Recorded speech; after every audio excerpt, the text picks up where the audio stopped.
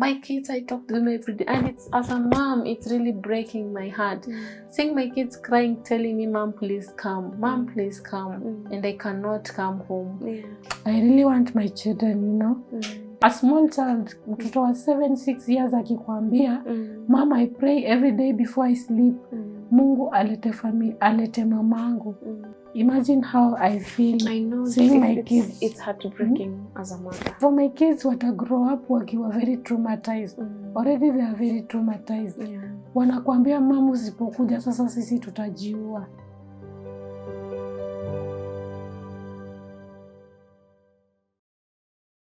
I was like, so well, like, usha move on already, like, in 4 months time, well, for you, marriage exist kabisa. And this is something we planned, we agreed on. I didn't do it na kichwa ngumu. You know, why are you doing this? Umefikia mahali wapi? And he sent a message and said, "If you want these kids, go to the children's office, because you will not have these kids." And I was like, remember, sasa wakati nitoka kwa chief, I came back to his place. Because chief alimsummon na kuje kesho yake, alinipea barua. Now nikasema, no, I have to go back there and wait for my kids. I'm still in denial. I stood there at the door. I stood there until 9:30 at night. He didn't come, even hata kama ni late wako kuja na watoto. Even the lady didn't come, she didn't show up again. They just disappeared like that. Now my aunt called me and told me, "Uko wapi?" "Rudi, please rudi tu." Rudi, tutasoti issue kesho. Kama mekwambia na children's home, at children's office, please try tomorrow, nitakupeleka. I said, "No, I'm not coming." And I was crying. I'm not coming. You want to see your children. Yes, I want, not just children, I want to go to my house. Like, I want to go to my house. Sasa now that hakuna marriage tena, imeisha hivyo kimchezo. And now, then the following day, I went to the children's office. When I went there, nikapata aliandika uko statements za uongo. For him, and her claim, I abandoned the minors. And went out of the country. Yeah, and since he is responsible dad, he wants to take care of his kids, and he should be given full custody of the kids. So now they asked me, nikawambia, even the children officer was shocked. Because for him, alikuwa ameambiwa it's 1 year now, sijawahi kuwa na watoto, and it's 4 months since I went.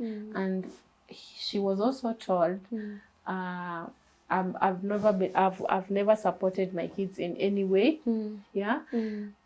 I am a careless mother. I don't love my kids. I was mistreating my kids. And I'm like, how? Wow. And now they wanted to see if this is true. The next day they summoned him to the office. He came with the kids. He was told to come with the kids. He came with the kids, so many. Walitoka kwa gari, they are crying. I can imagine. Wakinikwambia. And the children officer was like, "Is this the same person you said she was mistreating the kids? Is this the same person you said she's a careless mother?"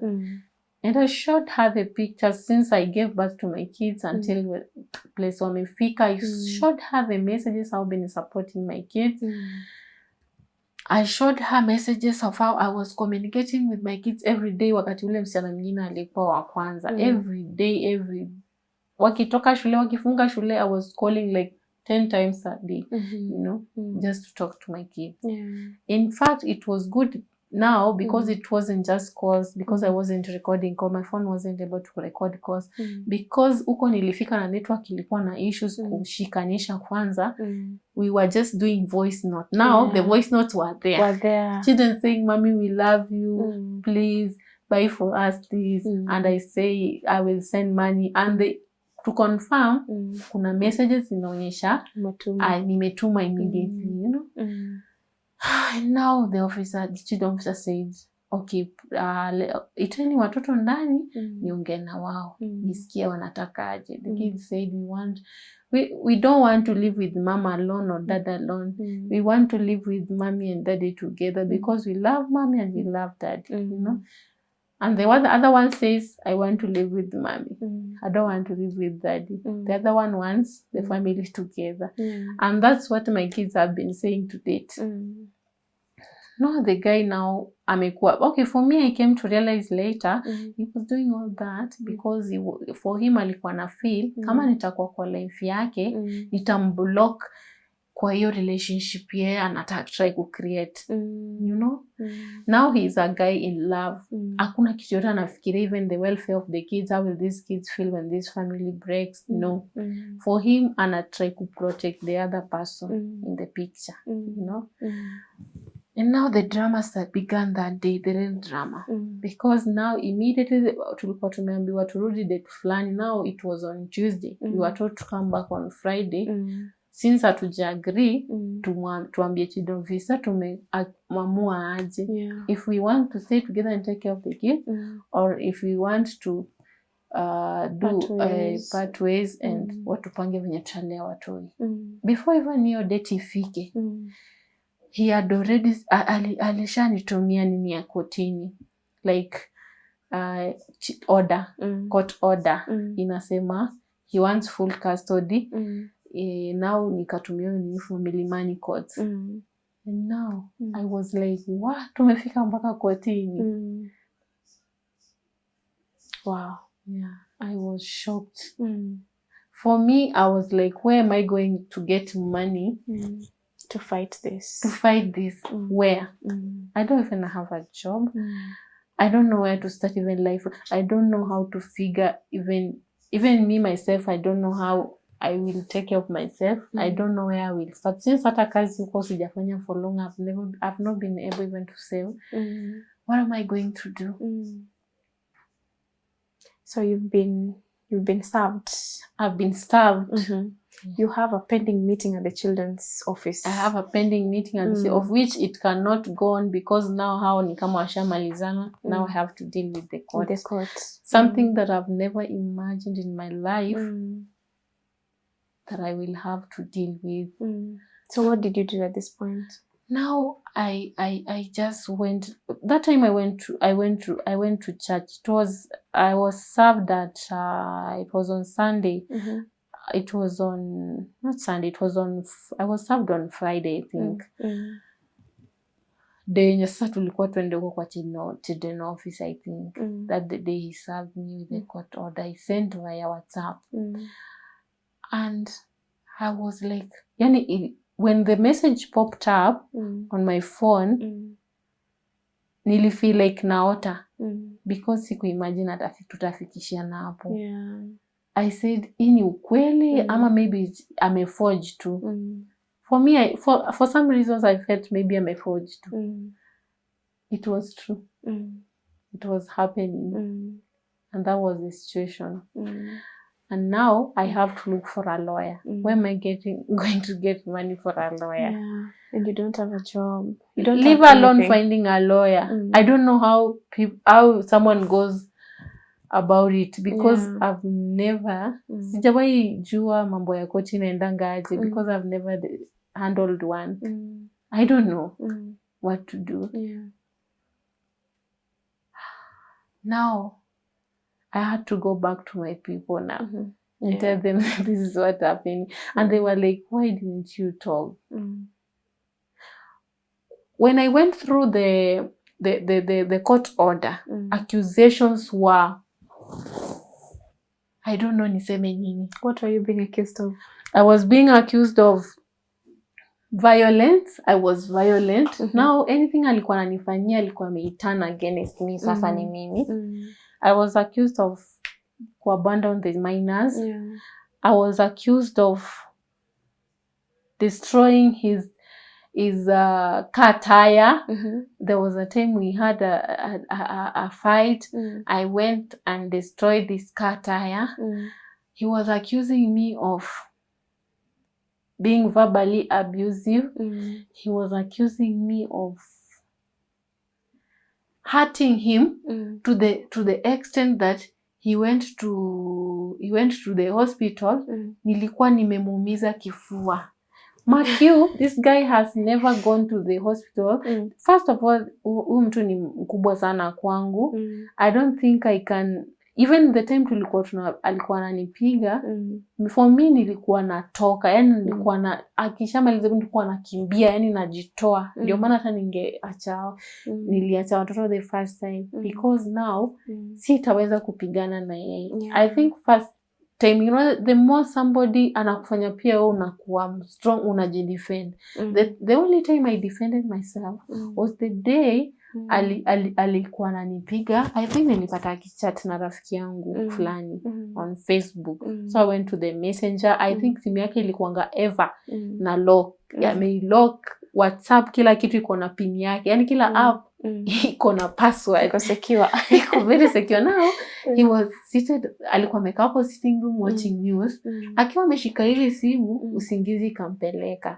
And now I said, now since simu na lock wanga na lock, let me take it, niende nione nini. Nami nikaingia kwa choo, nikajifulukia huko, nikakoroga simu, nikapata my friends anachat nao. Even one amesha meet na yeta, things like that. And now I was like, so wakati alishtuka akajipata hana simu, and now alikuwa anagonga hiyo mlango, funga hii mlango. Nakumbuka haikuwa like ilikuwa ni msumari tu nimesongeza na hivi. Unajua yako na nguvu. Akaivuta hiyo msumari kazonga, and akaingia ndani. Nikaandika sawa sawa. And now I decided, no, let me now nitoke. Unaona? Wakati nilitoka hiyo kujitoa, now kwa hiyo nini yake, hiyo order, court order, kwa accusations amesema nilitoka kwa nyumba, nikaenda kufanya something like prostitution. Like anasema like nilienda out of, wakati nilalo kwa beshte yangu, like I went out of the marriage. Siku yenye alikuwa amekupiga ukaenda kwa beshte yako. Now remember, even the same day, kuna nini naonyesha. Now it's funny because hii issue tulienda hadi kwa pastor, mpaka kwa pastor's place tukasolve. Jumari hii nini ilikuwa imekuwa too much. And now funny enough, hiyo day kuna day tulikuwa tuna fight na mtoto alikuwa ameshika simu. Mtoto wangu alikuwa anapenda kushika simu, anashida akiwapiga picha, kuchukua video. And now it's just by God's grace, alikuwa ameshika hiyo simu, na it's like mtoto alikuwa anachukua kitu kama video. Sasa by the time nilikuwa nakuja kuangalia simu yangu, nikapata hiyo video. Kumbe mtoto alichukua video. Imagine. And now when we went to the pastor's place, I showed the pastor, nikamwambia, sisu, na ni mtu mwenye akifika mbele watu pretend like he's a very calm person. Even when you meet him right now, you will say I'm lying. Anachikunjanga hivi. Anakuwa quiet. So the people, pastor hawakuwa naamini, the wife and the pastor hawakuwa naamini. And I showed them the video and told them, now see this is what's happening. And they were like, they walikuwa shocked. And they told me, please delete the video. And since you are married and you're couple, we don't want, wakati tulimaliza conversation, wakishatuongelesha, wakishatu-cancel, they said, we want you to do something. Please forgive him and let him forgive you. And forgiveness will only happen if you delete the video, because anytime utakuwa unaona hii video, utakuwa unakumbuka ile makosa alikufanyia. Please, in front of us, just delete the video now. So they ordered me to delete the video. I wish singewahi delete your video. Now I'll be using it, because ningekuwa naitumia hata huko kwa koti sai. So the matter, kapeleka mata kotini. He had already gotten a lawyer. For him now, kumbuka loan yake ishaisha. Now he has money. To the extent that ana move to 2-bedroom, he has money. And when I call, I used to call and tell him, please, me, I don't think I'm ready to fight this, and I'm not ready to lose my children. And my children were crying. And they cry to date. That must have been heartbreaking for you. I said no. Nilikuwa in denial. I said no. I can't fight him because he has money. The only thing I'll do, I think I'll go back there and beg him and tell him, please, just let me go back to my house. Let me take care of my children, please. If there's anywhere nilikukosea, just forgive me. Acha tuishi. Even if I know I'm not wrong, I've not wronged him. So I went there. When I went there, I found the house help, another house help. Now, what this guy did, the first house help of which hakukuwa house help, alimtoa, wakati alienda, msichana alienda kiendanga. Later, she came back and took her bags, na akaenda kumrejeshia nyumba kwingine. Because now he knew the matter is in court and we're still legally married. For him, I feel like I'll use that against him. He went and rented her house. And I know social media is very bad. It's very needy because now the lady was posting TikToks. And now I see now, mtu mwenye alikuwa amekuja kutafuta kazi ya nyumba, alisema for him he was claiming that kwa chief wakati tulienda. He was claiming that this lady alimtoa ushago, alikuwa anatafuta msichana wa kazi, mamake akamtafutia msichana kutoka sijui wapi. So yeye alienda tu kumpika akamleta Nairobi. Msichana mwenye ametoka ushago, mwenye ulienda kutoa ushago, amekuwa aje able kuweka mpaka duka. And now amework tu for only 4 months at job. Sasa anapost TikTok, akona duka, remember ashamwekea mpaka shop. Anapost kwa nyumba, already ashamrejeshia nyumba. And I was asking him through messages, what are you doing? Even if you love this lady, why don't you consider me and your children? Just let me take care of my children. You can go and live with her if you want, but just give me my... I was begging. Now I decided I will go there. Now I went, I found another house help. Sinikuwa najua sasa nyumba. I went there and said, you know, I'm going there to talk to him. I'm going there to see my child. Because anytime I talk to... Now, koti ilipeana, ilimwambia fungue simu, nikiwa naongea na watoto. Kesi ikiwa inaendelea, since he's the one who is with the minors. And when kesi ikianza kama endi akona minors, itabidi akae nao mpaka ishe koti make verdict. Now, I went there, I found the house help. My kids were very happy to see me again. And they were like, Mom, please don't leave. Please don't leave. Acha tuishi tu na wewe hapa. My kids are only 8 and 7. And and akaingia kwa nyumba sasa. Now I was with the kid there. Now nimeamua huyu msichana wa kazi alikuwa enda oshe watoto. And the kids said, no, we want mommy akutuoshe. So me, I was just, nilikuwa naosha watoto, but at the back of my mind, I knew still I'm not welcomed here. What if this guy comes na nipate hapa? But I nilijipea confidence and I said, if he comes, I just want to talk to him. To just end this thing, easy fights and everything. And now the guy came. Because job yake ni very flexible. Now anaweza kama kwa nyumba anytime. He came. Akasema sasa ni poa, nilikuwa positive napaka sawa tutoto hii mafuta. And akaangalia, akaita huyo house kwa balcony. It was like alikuwa na question, why did you open for her the door? Why did you allow her to come here? And why is she showering the kids? Why is she here? You know? And the guy left. And you know, when aliingia watoto walikuwa nacheka, and you know, kids are very innocent, telling her, Mom is here, Mama amekuja dad. And they were like, Mom, si atakaa hapa na sisi daddy. And he was just looking at kids like this. Akatoka, you know, area naishi, chief ni karibu tu. Chief wake uko karibu na hapo. He went to the chief's place. And now I don't know what he gave the chief. The chief is a lady, a very old woman. Now the lady gave him, unajua pesa Kenya inaongea. Akampea watu wawili, akuje nao kwa nyumba, a lady and a guy. So they came to the house, and the lady was very tough on me. She was asking me, wakiingia hivi akauliza, now tulikuwa like huko kwa balcony nyuma. So I had, ako wapi? Ako wapi? And I was like, the house help came and told me, mama nani, ni kubaya. And I was like, kubaya why? Kaniambia, amekuja na watu wawili. And I was asking myself, did I kill anybody? What? what mistake did I do to deserve this? Yeah. What's happening? And I was asking them, why are you treating me like this? Yeah. Have I killed anybody? Me, I'm a wife to this person.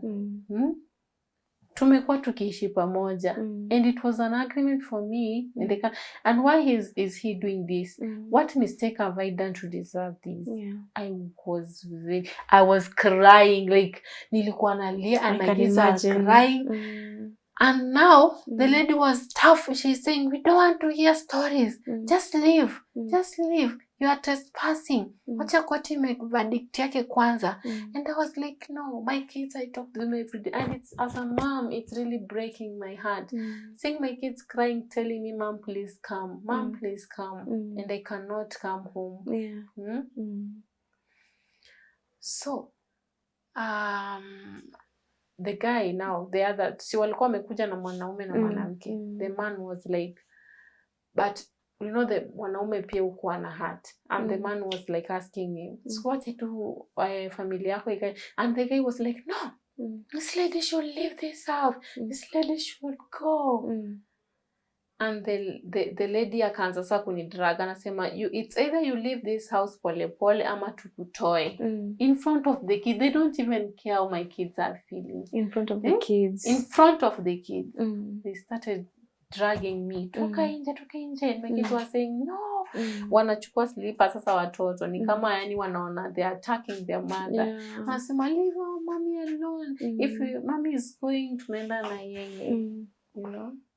And now, wakini drag hivyo nje, I was looking at the guy, asking him all the time, nilikuwa namuuliza, why are you doing this?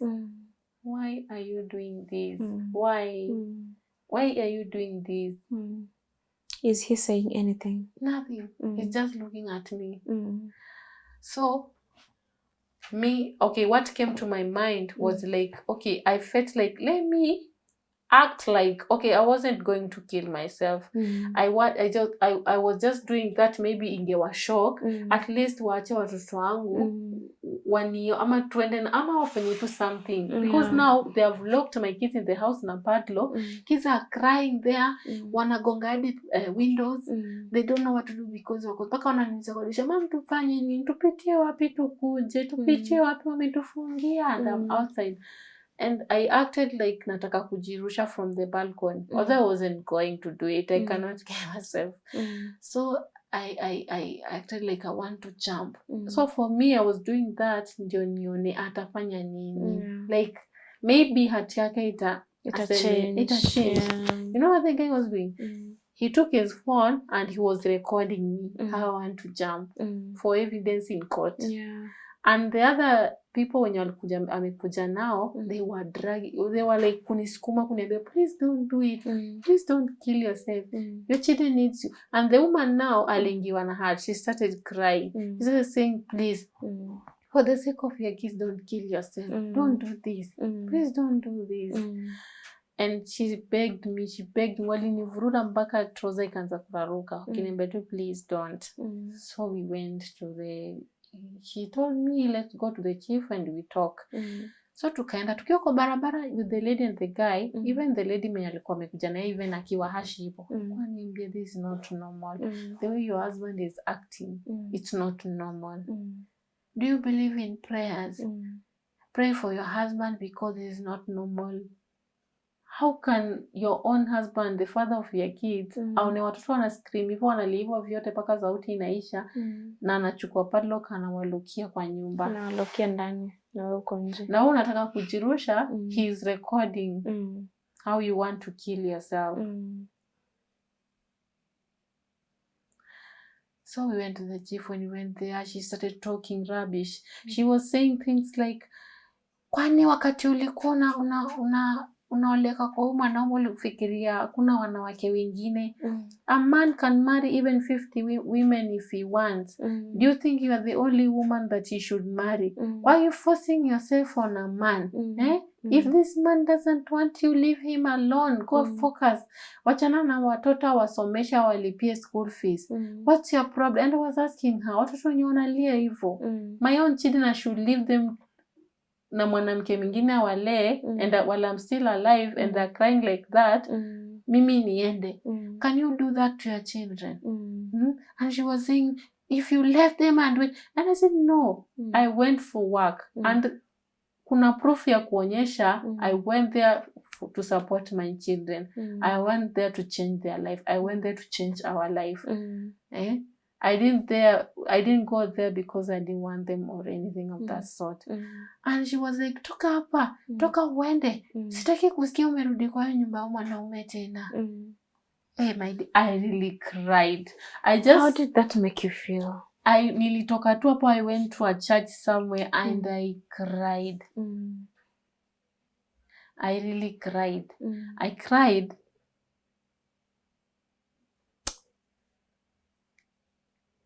And the lady mwenye walikuwa amekuja kwa nyumba kunidrag, she was like, ananifuata nyuma, telling me things like, you know, that you don't have to keep on coming here. Just leave this guy alone. If he doesn't want you to hear, just go, you know. They didn't, I don't know why, because they are women. For me, I felt like they should feel venye mimi na feel, feel for my children. I have so many voice messages, my kids crying, saying that this guy anawalokia kwa nyumba because the house help that I'm employed wanna leave at 5 anaenda. Imagine from 5 to 11 the guy analokia watoto na padlock kwa nyumba until akam 11 watoto wenye wanaenda shule the following day they are being locked in the house alone every day. Hapo kwa nyumba kuna stima. Hapo kwa nyumba anything can happen to the kids. Kuna gas. It's very dangerous. Yani, it's very risky, you know. And when you talk to your kids every day, they're asking you, Mom, when are you coming back? Please come back. Let's live as a family the way we used to live. We are not happy. You know, you as a mother, you just have to convince your kids, tell them, I will come, I will come. And they reach point yenye wanakuambia, Mom, we are tired of keeping on telling you to come and you don't want to come. The court ordered that nikuwe nikiona watoto wangu every Saturday, but in public, you know. For him just bringing the kids mimi niwaone, it's a problem for him.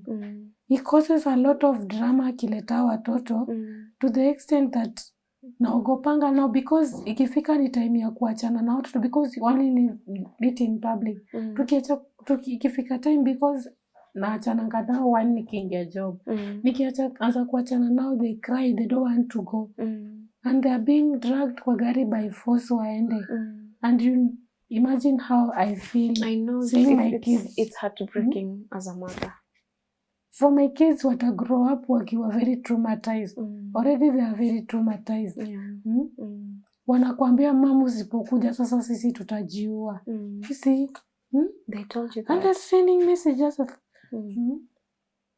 I'll send you the messages, you will even put them there. You know, it's... I can't imagine and how this guy has money. Anywhere you go, you try to get help. Already asha kutangulia mbele. Unaona? He goes there, pays money. If ni kwa chief, he gives the chief money. There was a time the children officer was supposed to file a report. He went there early in the morning. He was telling the children officer, sema huyu mwanamke hana nyumba, akichukua watoto ataishi wapi na wao. Andika kwa hiyo report that she's a very... Mwandikie report mbaya. And the children officer is a mother. She said, no, I cannot do such a thing. She just told me, your husband told me to do this, but I cannot. Because I'm a mother. I can imagine you losing your kids. How will life be? Knowing that your children are being raised by another woman and you are still alive. I really want my children, you know. And that's the preference. Imagine your child, a small child, mtoto wa 7-6 years akikwambia, Mama, I pray every day before I sleep. Mungu alete mamangu. One day we met nikitoka job and they walikuwa kwa basi wakitoka shule. And they saw me. They said, Mom, when I called them that night, they said, Mom, when we saw you, tulibeg drive our shule. Now because alishapeana nini shule, mtu yote asione watoto, they cannot even stop. Now my kids went to the house and they started crying. Wakasema tulifika tukaanza kulia mpaka auntie akatuambia tusijali, Mungu ataleta mama yetu. And we knelt down and started praying. Mungu alileta mama yetu, but since we started praying, God even doesn't answer our prayers. Because since we started praying now, it's a very long time and we've never seen you coming here. You keep on promising that you will come. You know, even for me, I can't tell them I won't come. Yeah. I just have to convince them that I'll come, knowing so well that I will never go back there. And the kid doesn't want us to live separate. They want us to live as a family. They say, Mom, we don't want to live with you alone or to live with Dad alone. We want to live together. I really want to get my children, even if ni kuhustle ama kunini kwetu na watoto wangu. If I lose the custody of my children, it will be very bad for me and for them. It will really break them. And it will break me as well. And he's using finances to frustrate me. Saying that he cannot live with an educated woman, knowing very well that he's the one who took alinitoa shule. Right now, if I want to live with a woman, I want to live with a literate woman, not an illiterate woman. You know? It's really heartbreaking. And he has turned people against me, including one day when those students started sending me messages like, Mom, if you don't come, we'll kill ourselves.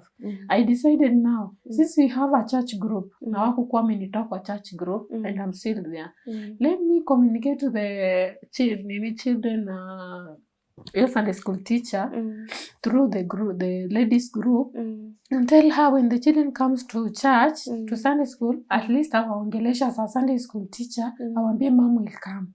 So that was going to your mind, was quite depressed. And when I sent the messages there, I just wanted wao wajue what's happening and the children to get help.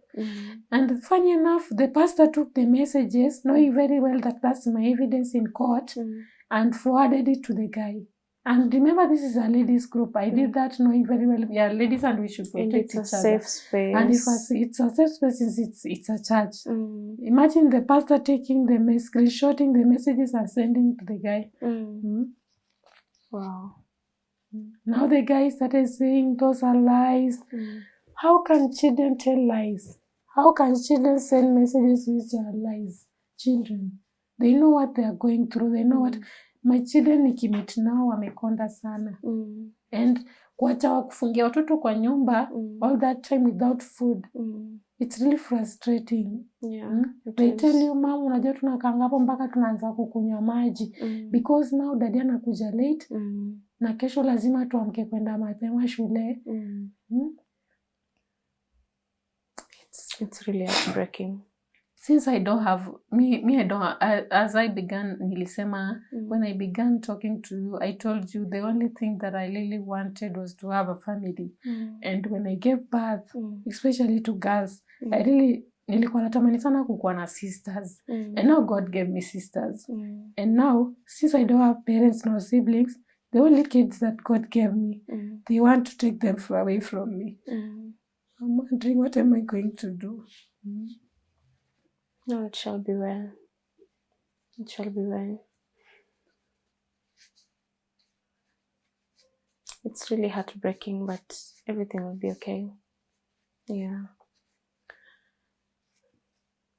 You went to the hospital and forged a medical letter.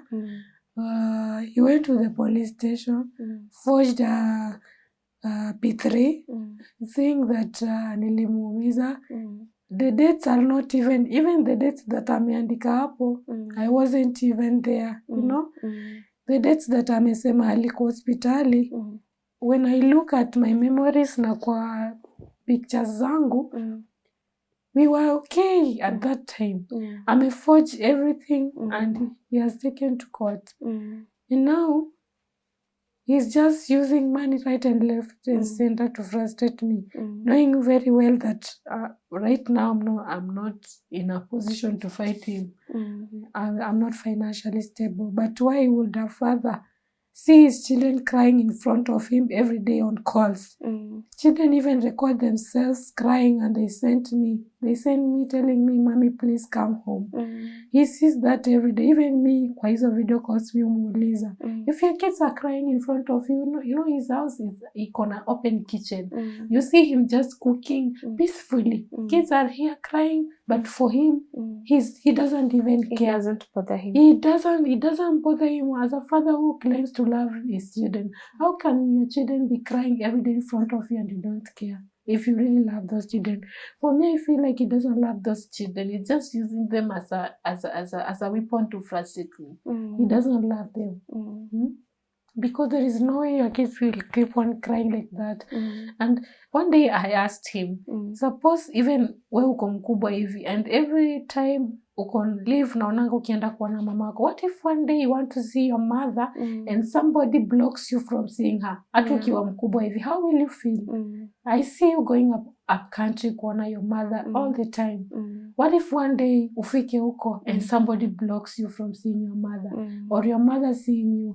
How will you feel? And now put yourself in the same shoe na hawa watoto. They're still young, they need their motherly love. They need their mother around. And now they see their mother, but they can't live with their mother. They don't know what's happening. You know me, I can handle because I'm an adult. I'll meet people, we'll talk. I can handle, although it's very frustrating. But what about them when you wanalokiwa kwa nyumba all the time? And all the time they are being promised by their mom, they nitakam. And the mom is not coming. To the point where they have to record themselves crying. To the point they have tell you that, "Mommy, we want you to come home." To the point that your child is telling you, and 6-year or 7-year-old child is telling you, "We go to church and pray every day for you to come. Why don't you just come?" Because for them, they don't know even what's happening. They don't and understand. You can't tell them because they're still kids. They won't understand. And since you don't want to frustrate them even more, and the scenario whereby you bring people to the house to drag their mother like that, and they remember, they keep on saying, "Mom, please come." Those people will not drag you again. Just come. Because they remember. They remember.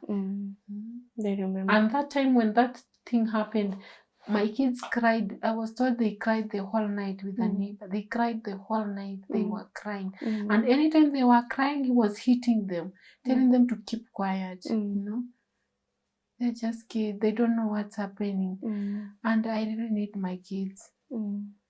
Yeah, I just hope that justice will be served and I'll have my kids back. And people can really pretend to be what they are not.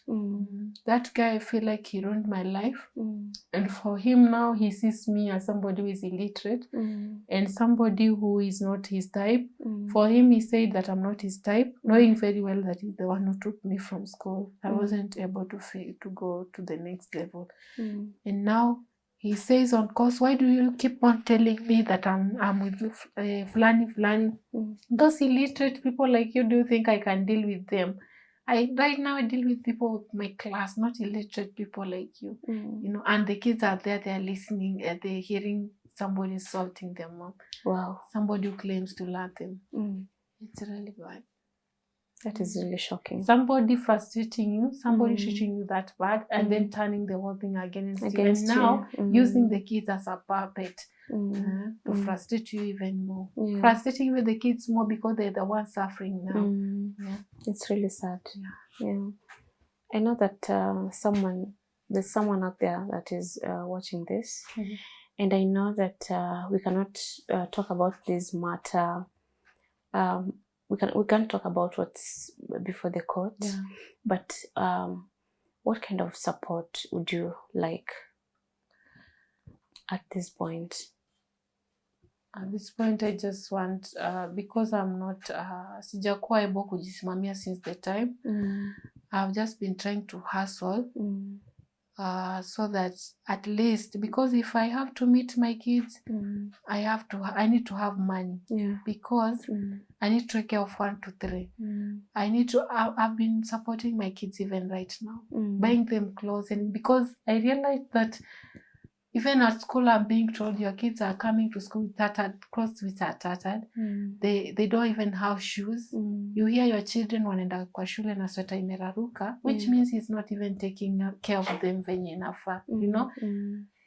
For him now, he has many responsibilities. Maybe he's taking care of another family that he has started somewhere, you know. And that's the problem. Now, since he has hatred for me, I feel like haezi kuwa na love sana kwa watoto the way ilikuwa mwanzo. Unaona? For me, I just want support, financial support. Iweze kupata watoto wangu, and because he's using that as the financial reason to even frustrate me even more. I'd want financial support and emotional support as well. Yeah, if there's anybody you'd like some legal support. Were you able to get legal representation? I was able to get one, and I had one of which I realized later he was even alikuwa anapitia chini na yeye. I had to change, because anytime I could, ningekuwa na evidence and I tell the lawyer, and for me nili feel like this is a lady, she'll be able to understand me. No. An enemy of a woman, I just came to realize that is a woman.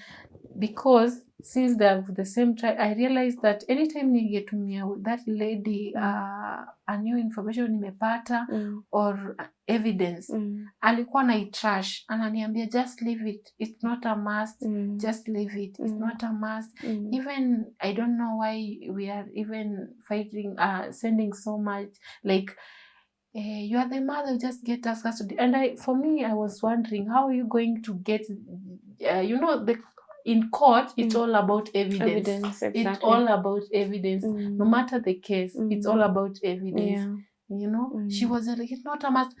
How can you be doing a case without a file? Anytime I asked her, where is my file? So I had to change. Yeah, I found one, but I have to pay. Now, because na hustle too, sometimes it's tricky. But because I'm a mother who is just trying to fight for a kid, and it doesn't want to lose the battle, I have to sacrifice. And it's too much for me, since siezi nini kila kitu manage peke yangu. I know that you're still in the process of getting things right with the children, but how has the rebuilding process been for you from the time you came back from abroad to now? How has the rebuilding process been like for you? It's been hard, very hard, very hard. But especially emotionally, mentally, it's been really hard. Because accepting, you know, issue inakuanga ku accept, because I've never accepted that this thing is happening to me. I just used to see it with na watu wengine. I never imagined one day I'll be in the same situation. And now this is happening to me. It's something that I never expected. It's something that I never planned for. It's something that I never anticipated that it will happen. It's something that happened. Everything that happened ilikuwa inakuja kama shock. You know, venye thunder ukuja, your lightning, ilikuja hivyo. From the time nilianza kupiga simu haishikwi, to the next thing that's happening, I'm coming back, I'm being blocked from seeing my children. The next thing, I'm being served with a court order. It was like, now one blow after the other. I was shocked. Now I'm still in shock up to date. Even niko kazi, but even place na work, it's like ni kama wanataka kuniachisha job, because my mind haiko sawa. They tell me something, you know, if it's a receipt, maybe I have nafaa kuandikia customer kumwekea hiyo. Sometimes, most of the time na confuse hizo pay, na pay bill wrong, inaenda ni wrong, and I have kukatwa salary because I'm not okay. I can't even, sometimes nguo nakaa hata mwezi sijafua because I don't even have the strength. My body is very tired. Naamka kwenda job, remember I've slept at night, but sitaki hata kutoka kwa kitanda. it's hard. It's mentally draining. Very. And anytime I talk to my kid, because I have to talk to them daily at night, anytime I call him at 9, from 8, I tell him I want to talk to the kid. He just picks the call and says, Sijafika, and a drop call. I call at 9, I want to talk. Then wherever I am, mimi hata nikitaka kukula na imagine, watoto wamefungiwa kwa nyumba na padlock wako peke yao. As a mother, how am I going to eat? Knowing very well sahi watoto wangu wamefungiwa kwa nyumba. Tomorrow they are going to school. Watakula saa ngapi? Because now I'm calling at 10, ananiambia niko karibu kufika, give me like 30 minutes. So 11, inafaa ningoje paka 11 I call, ndio naambiwa, nasikia mtoto anasema, hi mom. I'm like, kamchalala. Ati daddy anapika. And I'm like, watakula saa ngapi, walale saa ngapi? So I can't even eat. It's a lot. Moment, I don't even have strength to work. Yani, I'm just pushing myself because I need the money. But it's hard. There was a time, kuna time hata nimekuwa nikiumwa na hizi veins because my heart inaumwa na moyo sana. Sana. My blood pressure now is very high. I know that things might be tough now, but everything will be okay. Everything will be fine. Thank you. And despite the situation that is happening right now, you are able to get yourself out of an abusive situation. And the fact that you're here to tell your story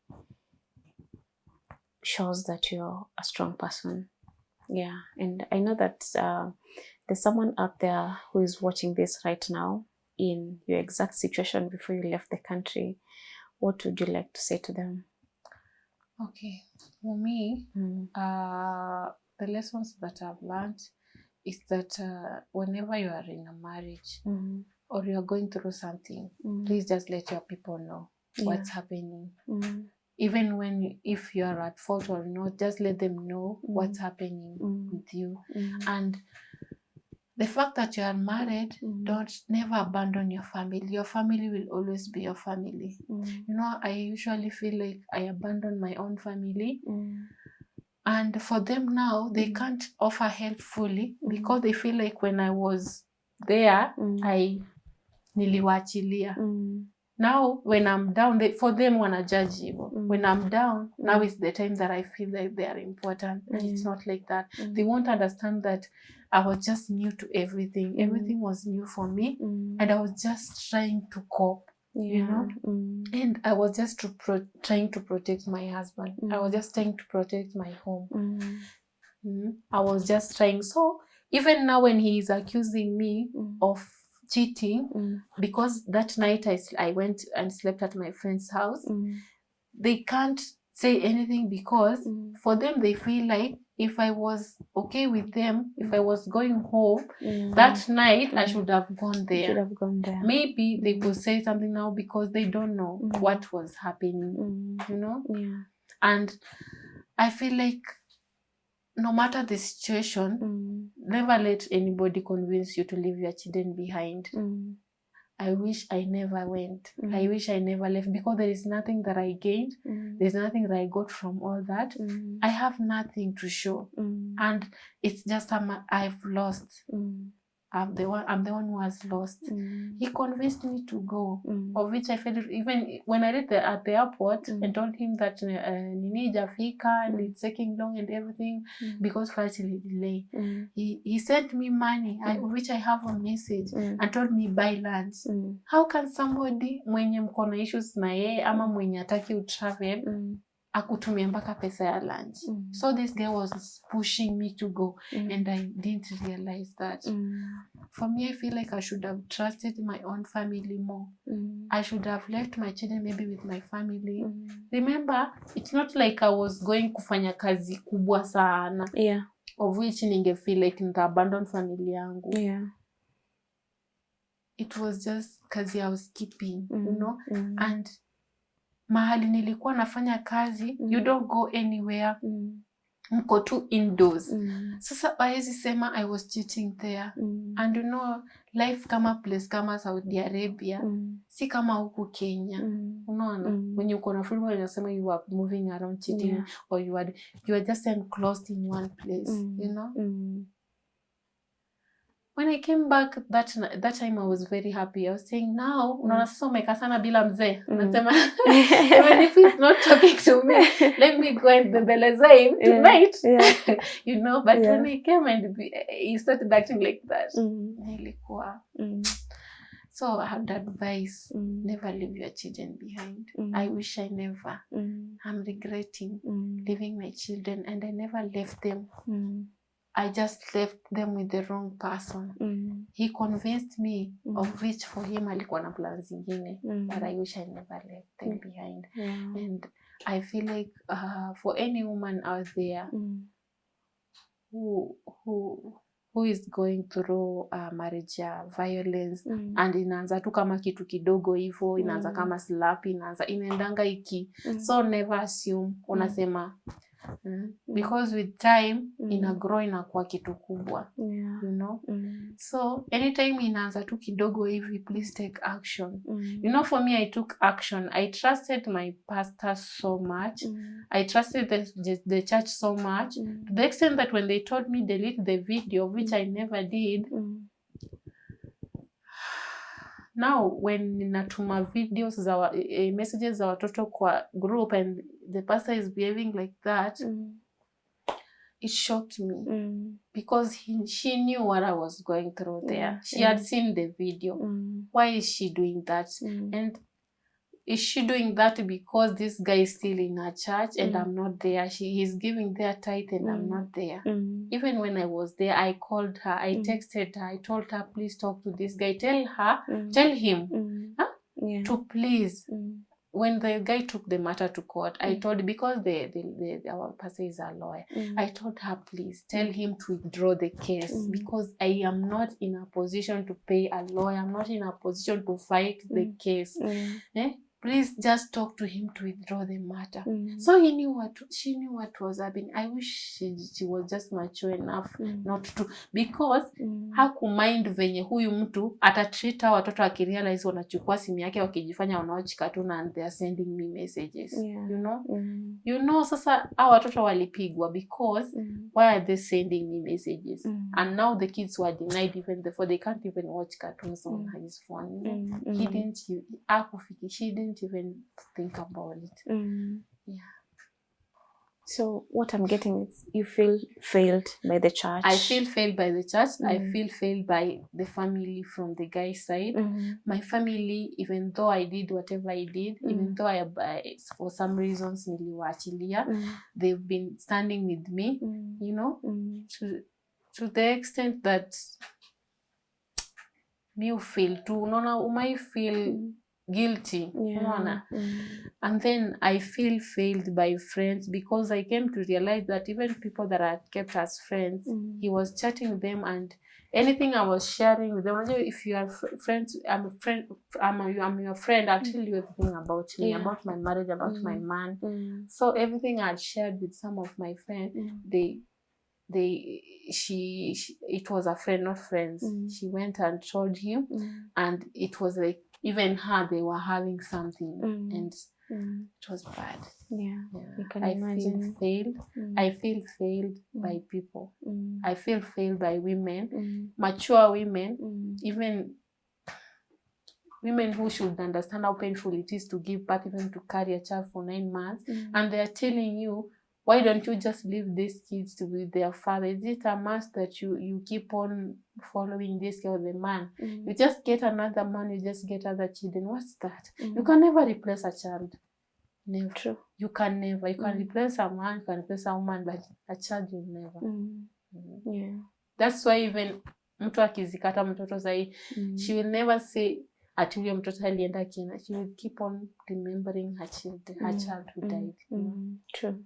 And the pain never goes away. It's never. Just imagine your children being alive and you can't accept them. You can't live with them. It's hard. So, gender-based violence is not a personal problem. Yeah, it's a societal problem. When gender-based violence happens, everyone is affected. The children are affected, and those children will grow to interact with other people, and it goes on like that. It's a community problem. So, in your opinion, how can the society, the police, the members of the community, the area administration, like the chiefs, na wale wazee wa mitaa, how can they support victims of GBV? For me, I feel like it's good to listen to both sides. You should be able, not that when I come to you, when somebody comes to you and starts telling this one did this and that, you should consider the other person as well. You know, because me, I feel like if this guy, if these people were fair enough, the person who forged for him a report, a P3, he did a mistake, or she, I don't know. The person who forged for him the medical report also did a mistake, because they didn't know that hawanikosei tu, wanakosea pia watoto. Kwa sababu hiyo ni uongo, and they have not even proved it. You know, they're just writing because maybe they need one or two things. It should not be a matter of money. It should not be a matter of exchanging. Yeah, somebody wants something from you and they don't care how will it affect the other person, because whatever they waliandika, it will affect my children. If suppose he's given custody and I've lost my children, it will affect my children. It will affect me for the rest of my life. I don't think if I'll be able to be okay ever. And it's something that ingefanyika kwa uzuri, ama ingefanyika the right way, or somebody somewhere angesema the truth, or somebody somewhere angefuatilia, maybe haingefikia hapo. Maybe if the chief could have listened to me, maybe haingefikia hapo.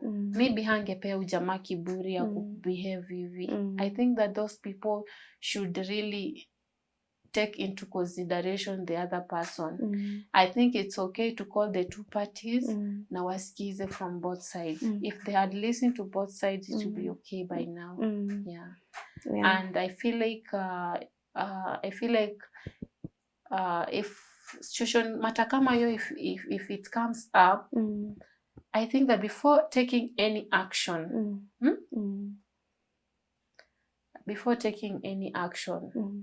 you should consider first the minors. True. Because I think that the chief has never taken any action ya kutakata kujua watoto wako aje. Because for him, he was told with the guy, watoto wako sawa. For him, ako na familia yake. She goes home and she sees her children. What about these children who are being locked in the house and she has no idea? Yeah. Because she's in her office and she doesn't know what's happening behind the scenes. So it's bad. They should put into consideration the three parties, the children, the mother and their father, when it comes to GBV and everything. Thank you so much, Julie, and thank you for being bold. I don't take it for granted that you're here to share this story, because I know that your voice will inspire someone out there to act. Yes. Thank you so much, guys. This has been Voices at the Edge. If you or someone you know is going through GBV, we will share the national hotline somewhere down here, and we'll also share our contacts. You can reach us directly on the contact that we'll share down here. And if you'd like to help, extend your help to Julie in any form or way, kindly leave us a message or reach out to us through our direct contacts. Thank you so much for tuning in. Kindly subscribe if you haven't, and follow us on our social media platforms.